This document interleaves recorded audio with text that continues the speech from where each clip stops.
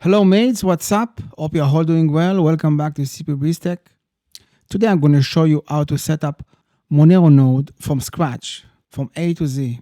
Alright, without further ado, begin with straight to the point. Go to monero.org, choose resources, user guide, and how to run Monero-Node systemd. Alright, now that we're on the page, let's cover it briefly.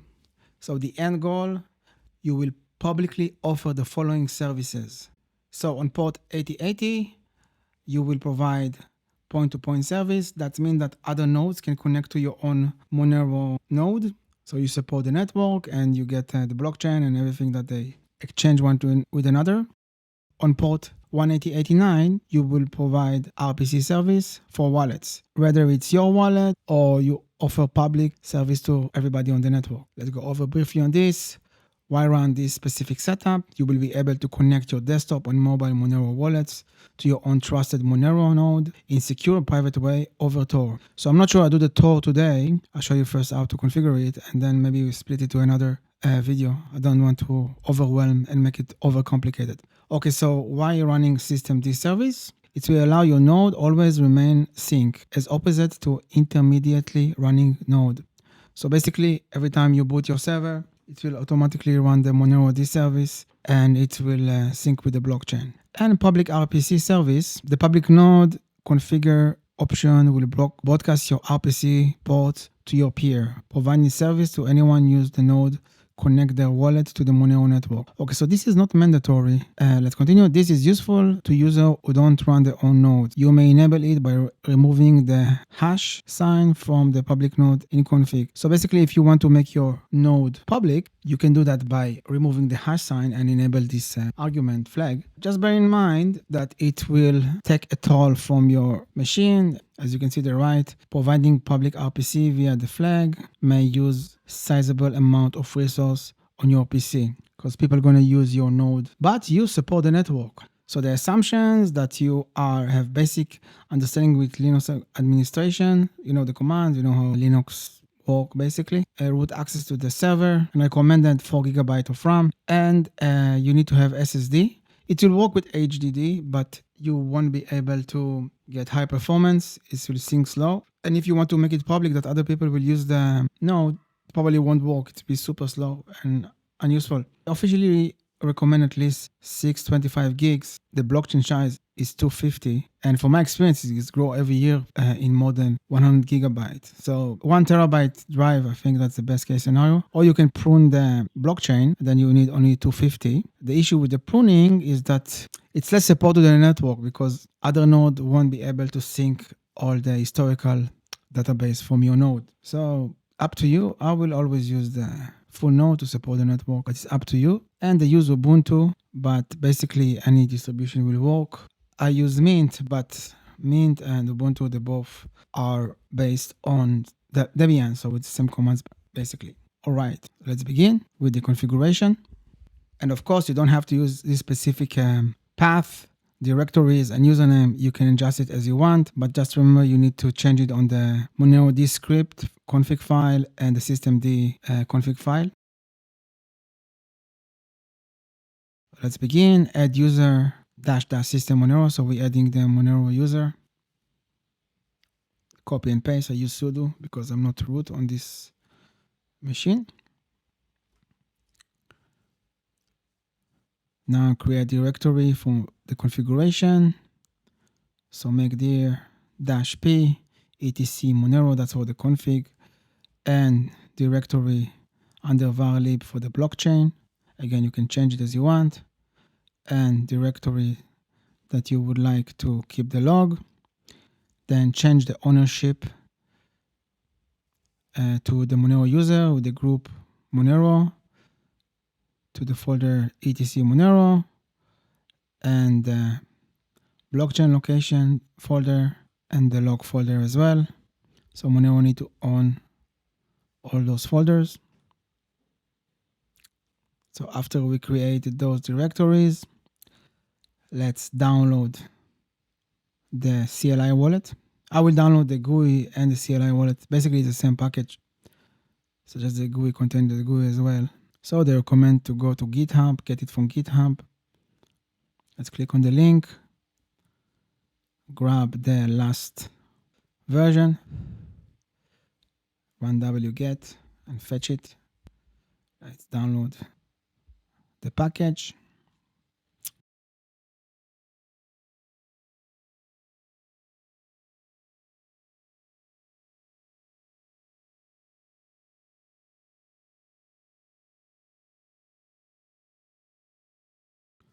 All right, after you download, let's check the hash.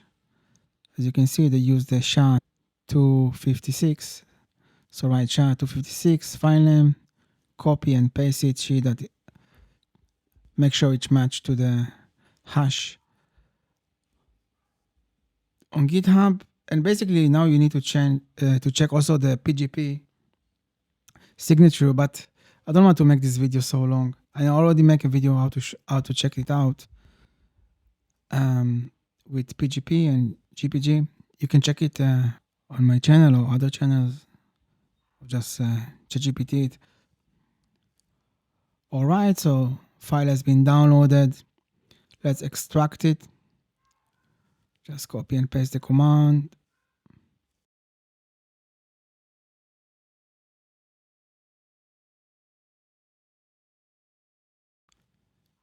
Okay, file has been extracted. Now we have directory called Monero-GUI. With the version, we can delete the zip file, the compressed file. And let's move the binaries to the location they recommends under user local bin.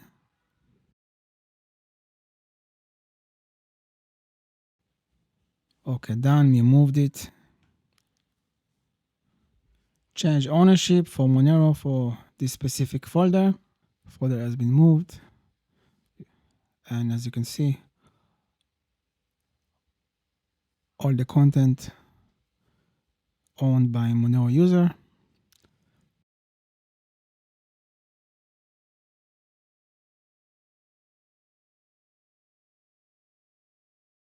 Okay, now we need to create the Monero config file.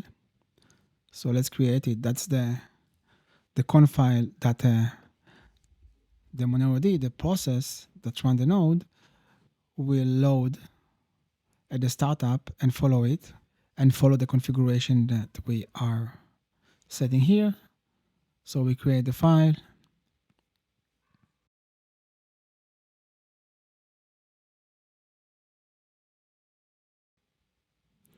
And let's go over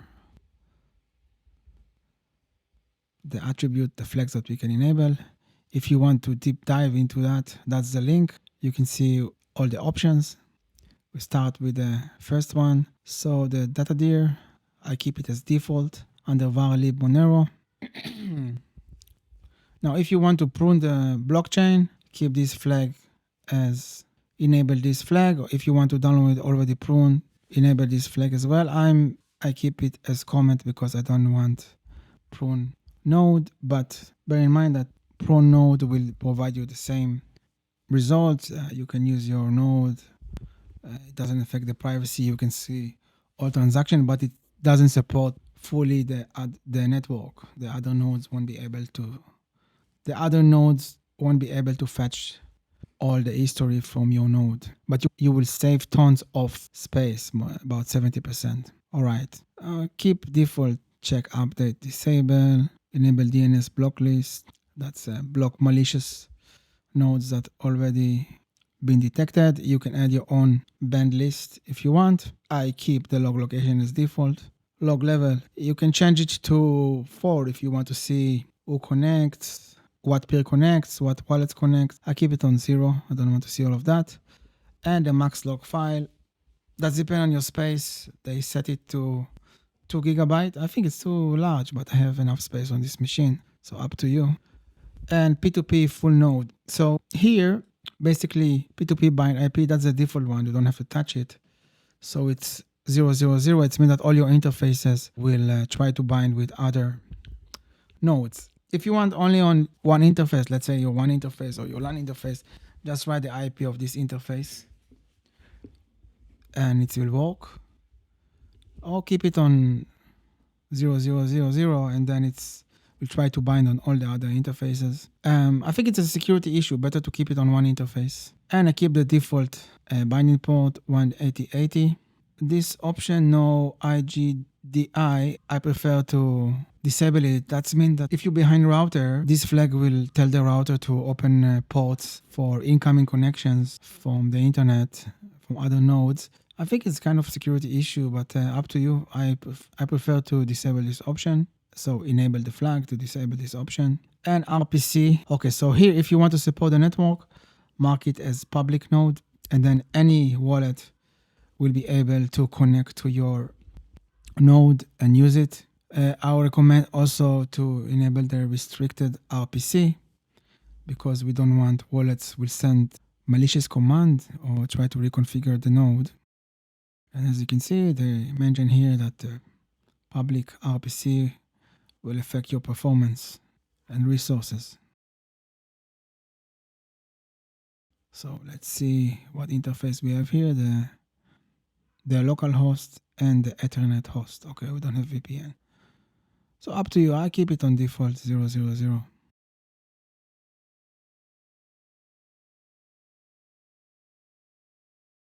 RPC restricted bind.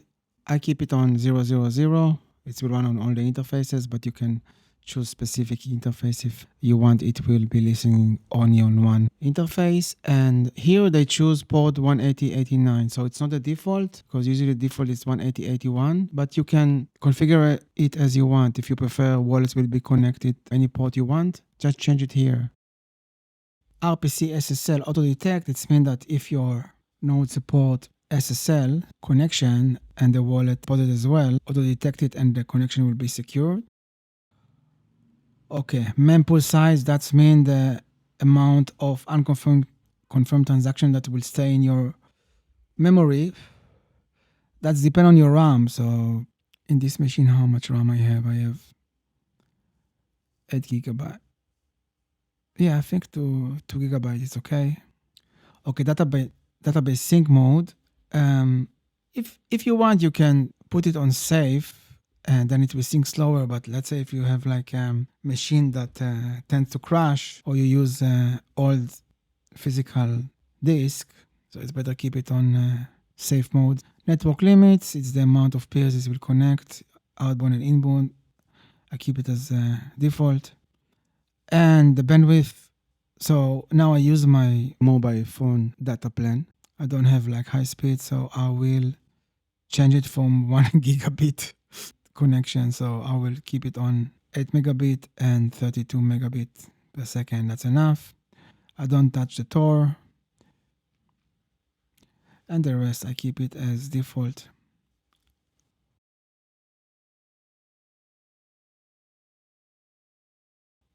All right. So if you want to see more options, go to the following link and you can add RPC login flag and then you have username and password. And if you want to add specific node, you can add this flag, add peers, and then the IP or domain name and port, and it will connect to this node to get the blockchain. All right, but if you don't know what you're doing, just keep it on default. It should work. Just over elaborate. Okay, now we need to create a systemd.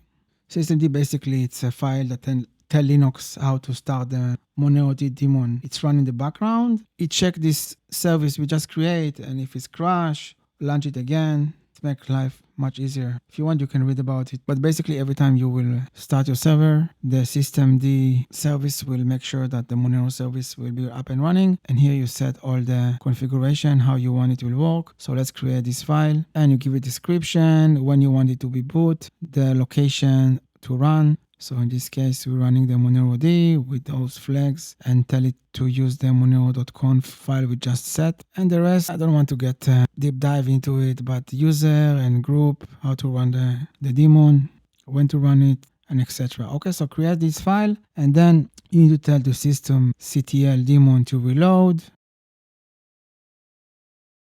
and we will enable the Monero-D service you just created, restart it. And as you can see, if you run systemctl status, you see that it's enabled and it's actively running. And you can see the logs as well at the bottom.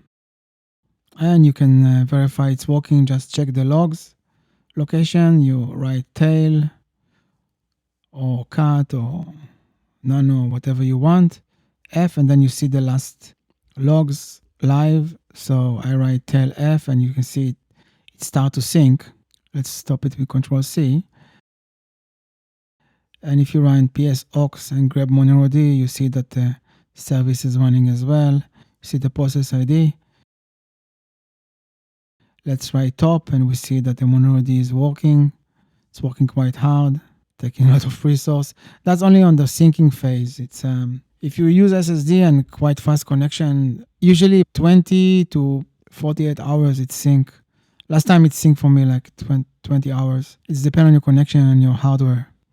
Okay, so I already have the blockchain for my other laptop. So I copy it to the download folder.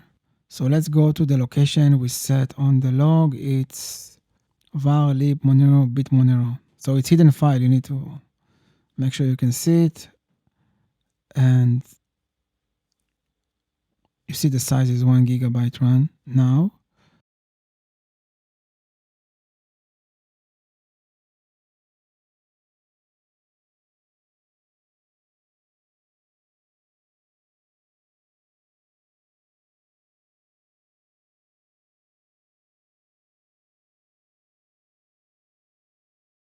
So let's stop the Monero-D service via systemctl. Okay, it's down. Let's take the file I already downloaded. Open it as root. And we will copy the blockchain I already downloaded on my other laptop. You see this one is 245 gigabyte. So we will delete the file it started to download it, the blockchain, and replace it with the one I already have. If you're starting from scratch, just let it download the blockchain. Don't do what I'm doing now. But if you already have the database, just copy and paste it.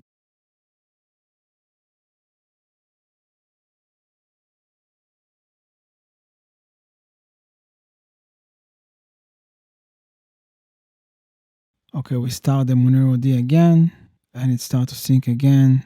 And as you can see, 99% is sync already because we used the old database I took from my other node. Monero-D is working hard. It will take it about 20 minutes to sync.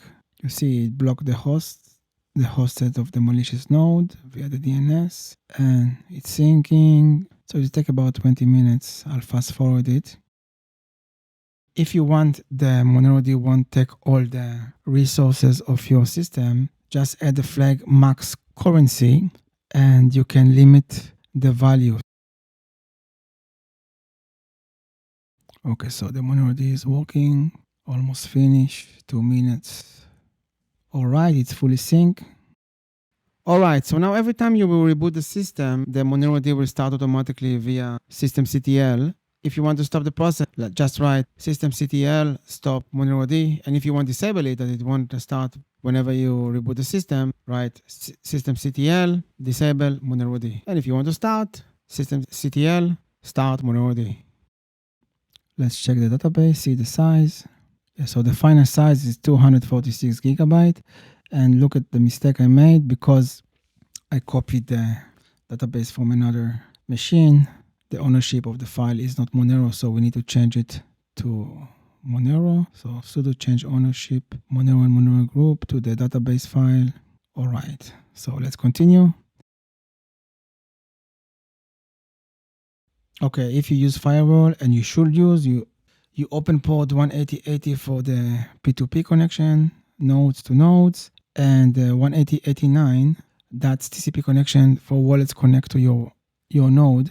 Basically, the default one is 18081. For some reason, I changed it to 18089 here, so we keep it on 18089. So as you can see, I don't have a firewall enabled on this machine, but if you do run those two commands and then run your firewall status, and you see that those are allowed, those ports are allowed.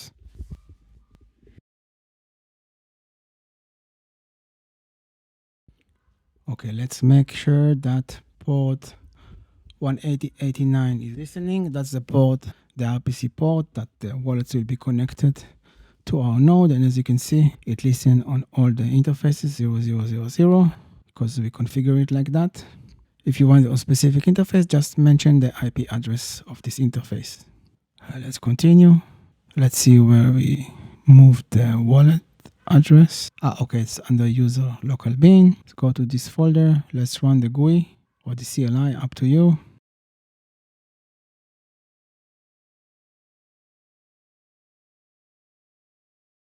Let's create a wallet. Keep it on the default location. Verify this wallet. Give it a password. Okay, I don't start the node automatically and I'm not pruning the blockchain.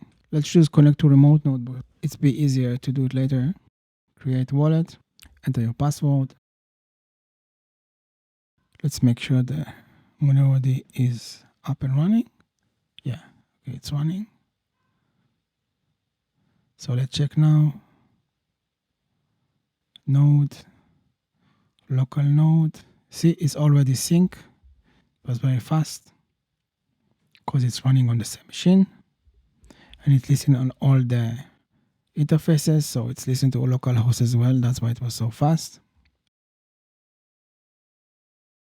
Okay, so now let's see how many interfaces we have. Okay, 2 interface, local host and the Ethernet. Let's try connect from my wallet. Check that the port is still open. 18089. Change the interface to the same interface of my LAN.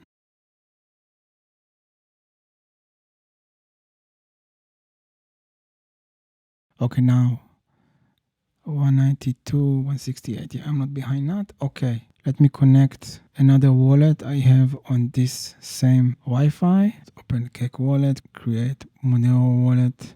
All right, so now we have a Monero wallet on Cake Wallet. Let's go to Manage Nodes.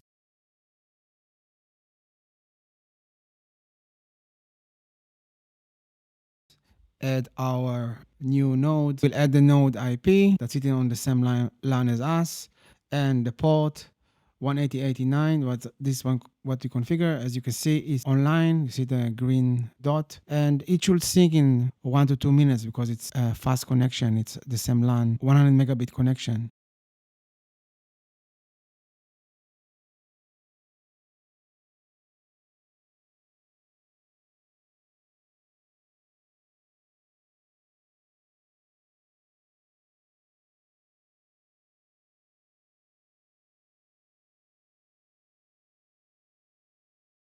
And as you can see, in 1 minute it syncs. So basically that's everything I wanted to show you in this video. In the next video, I will show you how to set permanent static IP address, even if you're behind NAT. So you will be able to access your node from any place in the world, even if you don't have access to the router for dynamic DNS. And I will show you as well how to set up Tor, Onion routing on the node, and then you don't need to handle all the networking hassle on the ClearNet. So it's make life much easier. Or if you enjoyed this video and it was beneficial for you, please like, subscribe. You can share it with your friend if it's helpful for other people. And write comment if you have any question. I will do my best to answer as soon as possible. All the best, mate. Have a good one. Cheers.